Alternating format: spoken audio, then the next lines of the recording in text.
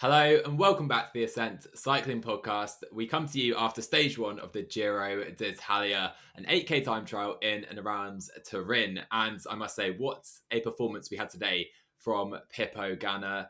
There were doubts over him before the race started, and it was pretty a sublime performance, I would say. Guillaume, what do you make of his performance today? I mean, he proved everyone wrong. I think everyone had Ghana in a corner of their mind, but the recent performances he had were probably underwhelming, and people might have looked over him and be like, "Yeah, I'm gonna go Cavagna, who was the main favorite technically today." But boy, how wrong were we? How wrong were we? We certainly were. Ghana was unreal. He wins so. I think he finished in 8:54 or 8:47, putting nearly 10 seconds to second place Eduardo Affini. I've made some quick maths because you know I love my maths. That's about 20 watts or 20 watts over Affini on a 9 kilometer. That is massive from Ghana today. Unreal difference over that distance for sure. I think early on in the TT we saw him kick away out of a corner, and on the on-screen graphics it said he was up to 840 watts or something. It was just kicking out of the corner briefly. It was unreal power today by Ganna. I think we were both guilty of doubting him, weren't we, Guillaume? In the preview podcast, we both went for Remy for Pink today, but we shouldn't have doubted Ganna, and he more than proved that. What a time. I was pretty blown away, I must say. I mean, so was I. He put 20 seconds on Cavagna on 9 kilometers, on flat 9 kilometers. That is not something I expected. But then, if we take a look at the rest of the top 10, we had to say that we had an actual battle between two teams, Jumbo-Visma and De Koninck.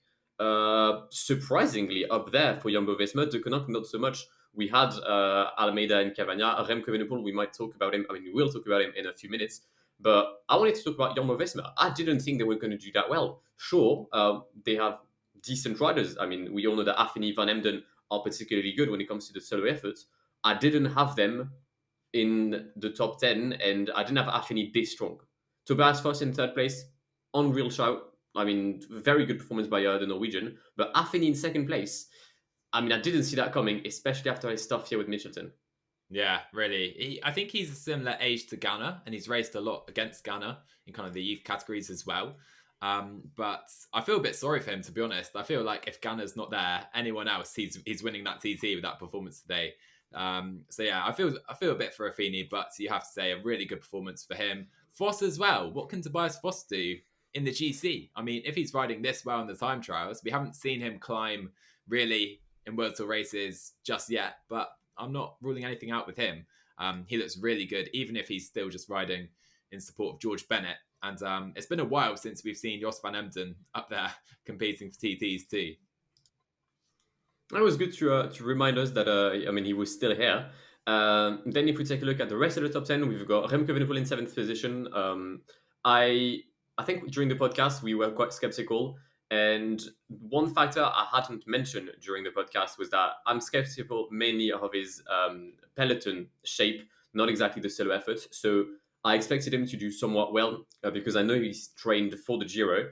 So 7th place is somewhere where I expected him to finish. However, I want to see how he's going to behave in a bunch peloton in the next few stages. In 8th place, we've got Max Wallerscheid from Kubeka Assos. I think he was extremely close to Affini in the first intermediate. He was in the same second, kind of dipped in the second part of it. But he's always had decent results on short time trials. I think UAE Tour got a top 10. Then Matthias Brendler, the former record man of the hour, and Yanni Moscon to wrap up the top 10. Strong of a decent shape on the Tour of the Alps to get a final position in the top 10.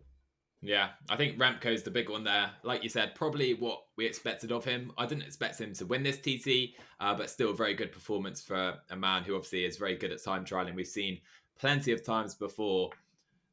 Will it translate to the climbing, to the mountains? That's the big question we still have, and we'll have to wait a few days still to find out. But I must say, it's so... You get a funny feeling when you get Remco back in the peloton after such a long time. It was great to see him back, I must say. And I'm still just so pumped to see what he can do after seeing him back on the time trial bike, to see what he can do in the rest of the stages at this Giro. Yeah, there's so much question mark, but therefore so much potential to do well on this Giro for Remco. Yeah. It's actually unreal. We're now going to move to like some of either the surprises or the GC leaders that did well. And I mean, we have to start with P11. Alexander Vlasov finishing 24 seconds of Filippo Ganna. It's not something I expected. I don't think many people could have seen that coming. Yeah, Vlasov in shape for his Giro. Is he a dark horse in the run now that he can time trial? I mean, neither of us picked him for our top fives in the preview, which I'm a bit worried about already.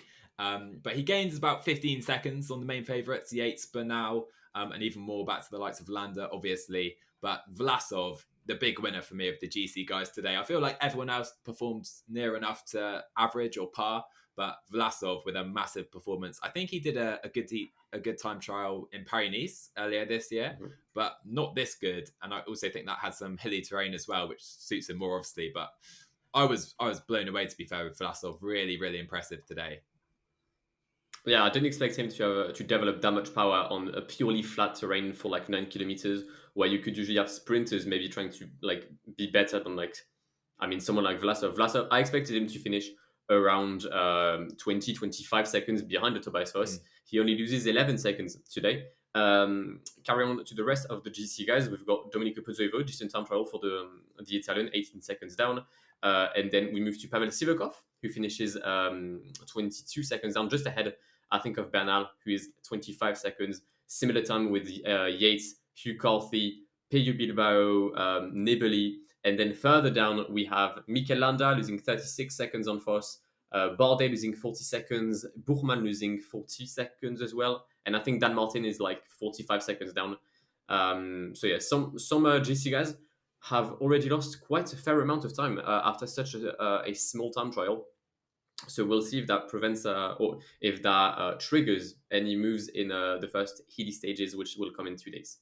Yeah, I mean, you're not going to win the Giro on this stage, obviously, but I mean, the gap to Vlasov and Landa, for example, 25 seconds already. That's a fair gap in a short time trial with riders I would have expected to be much closer together. So I wonder if it will impact, if we'll see the likes of Bookman even, who's not known for his attacking particularly, but he didn't have a great time trial today looking at it, did he? So maybe we'll see an early move from him, but maybe a sign that he's not quite in the form he hoped to be and was at the Tour a few years ago as well. I was actually looking at Boranzgo because for those who watched the podcast, I've mentioned Matteo Fabro as being one of the riders I was going to keep an eye out. Fabro finishing basically the same time as Buchmann. So yeah, not the greatest of starts for Boranzgo, but the German outfit knows how to win on Grand Tours. They'll most likely come back. First of all, maybe tomorrow with Sagan, but GC wise, Buchmann will have to do some things because I don't think he's as strong as he wants to, as you've mentioned. And in the mountain element, he is just not as strong at all compared to a Mikel Landa who can make the time back. Yeah. I don't think Landa should be worried with his time trial. Like, he's further back than most of his rivals, but still, that was expected of him today. We knew he'd lose time, and it's not a great deal of time. 10 seconds to Bernal, Yates, Carthy, all of those guys. It's easily going to be made up as long as he's got the legs in the mountains, of course. So that's where Landa's going to win this race or lose it, for sure. Not today. Oh, no, I agree. However, I think one key factor is that he's lost 25 seconds on Vlasov on a 10-kilometer time trial, and we all know that the Giro finishes with a flat 30-kilometer time trial. Now, sure, the condition will be different, the legs will be different, but on paper, he would need to already get about like 1 minute 30-ish to try and keep a gap to Vlasov. So he's going to have to do some work during this Giro d'Italia and during the mountain stages. It's a good thing for him that the last week will be extremely tough. Yeah, it tells us a lot. And maybe these riders can, like say, kind of foresee what their rivals might lose in that final TT. Obviously, it's very different after 20 days in the legs. But yeah, we'll see. We'll see how that plays out. But Joao Almeida, probably the best of the genuine GC guys, 4 seconds back on Foss. Was he 4th place on the day as well? Unreal from Almeida. I think the mountains are his main worry. But, I mean, could we see him again go into pink on stage 3 or stage 4? When the hills come and the first kind of low mountain stages, I think we could see a repeat of a few years ago when last year when Almeida, of course, had a great TT and then went into pink pretty shortly after. And held it into the third week. I mean, he's pretty well placed to do that again this year, I'd say.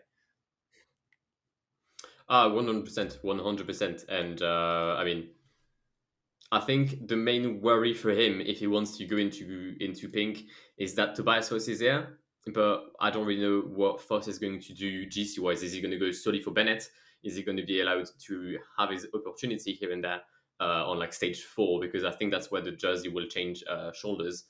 But yeah, and with the entire support of Portugal backing him, João Almeida, if he goes into pink, can once again have a massive campaign, just like he did a couple of months ago, back in October.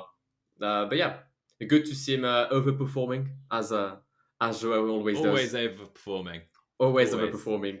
But yeah, very nice performance, and also strong performance coming out of a news that came out this morning, which was that João Almeida will not be renewed, will not have a renewed contract, for next year with De Koning. That could have potentially played on his mind. Apparently, he didn't.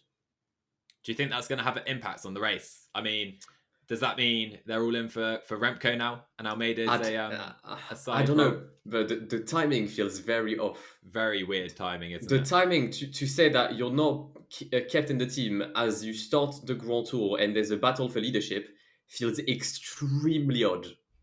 So we'll see. We'll see. It feels like there could be more to it than just a coincidence. I feel like maybe they're saying, Remco, this is for you.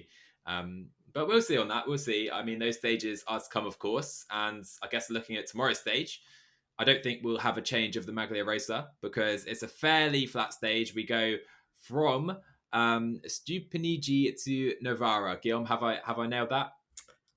Well, I mean, as a fellow Italian myself, I don't think you did, but it's all right. I'll allow it. Yeah, 180k, 179k, a fairly flat stage. We do have a few very short hills in the middle of the stage where we have 1/4 category climb. The Maglia Zera will be found there, and then we have a few intermediate sprints, and it will be a sprint stage tomorrow. So, Guillaume, what are your thoughts? What are you predicting to happen in tomorrow's stage? Well, obviously, we're going to have a mass sprint in the streets of Novara. Caleb Ewan will be the biggest favorite and the rider to beat. Dylan Groenewegen has seemed quite confident in the pre-race interviews, but then again, I'm skeptical of his ability to sprint in a bunch right now. And I did back, I mean, Nizzolo was like my pick for the Ciclamino jersey.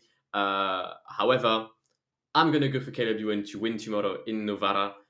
He'll get his stage win on the Giro. He wants to win on all 3 Grand Tours. At least that will be like done and dusted. He can rest on this Giro. If he wants to get a few more stages, he can, but he doesn't have to put any more pressure. And we'll have the first Maglia Azzurra of the Giro. Now the question is, will it be for Eolo Cometa or Androni Giocattoli? I'm still not sure. That's the big question, isn't it? I'll go for Simon Pello there for the Maglia Azzurra. We'll see. We know he loves to attack, but I mean, you've bagged it. You've bagged Caleb Ewan. That's the pick we both want, right? But I'll have to go someone different, I guess, for differentiation. I'll go Tim Merlier of Alpecin Phoenix. I think a flat stage suits him.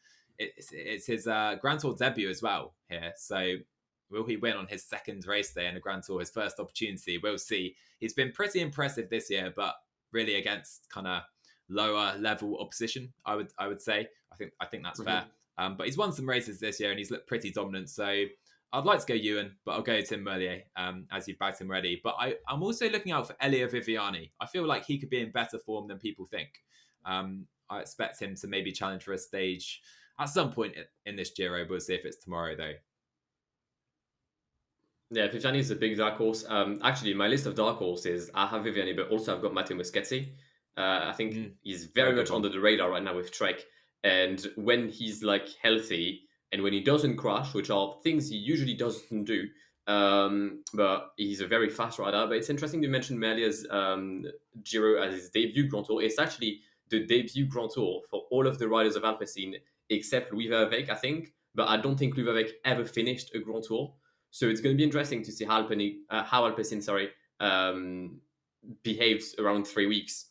So if Merlier can bag an early win, I think that their Grand Tour will already be a success, considering they are here because Mathieu van der Poel is place of their team. Literally. I mean, if they get a stage, it's a massive bonus. And they've got a chance with Merlier. He's probably one of the quickest guys here. I'm also intrigued to see Fernando Gaviria, though I don't expect too much of him. He's been out of form for a little while, so we'll see what Gaviria can do. We know when he's at his best, he's very quick, but I'm not too confident in that right now, to be fair. Give us your podium for tomorrow's stage, then, Joe. I'll go Merlier first, Caleb Ewan second, and Viviani third. Nice and quick and easy for you. Okay, very well. How I'm about going to you? go Caleb Ewan first, Giacomo Nizzolo second, and I'm going to back Tim Malia for third place in Novara. No changes to the Malia Rossa, which I'm definitely wearing at least the top half. I think Filippo Ganna is going to keep the jersey. And yeah, do you have anything to add, Mr. Joe? Well, I think Sagan, Nizzolo, I think those guys will also be looking to stage 3 because that's got a few Mhm. more hills in. So that's why I'm probably going not for those guys right now. So yeah, we'll see. Very much looking forward to stage 2 of the Giro. It's great to have a Grand Tour underway again. And it feels great. We're not going to have the most exciting stage of the Giro tomorrow, but hopefully it should be a fun one nonetheless. So hopefully you guys will join us again for a little stage debrief.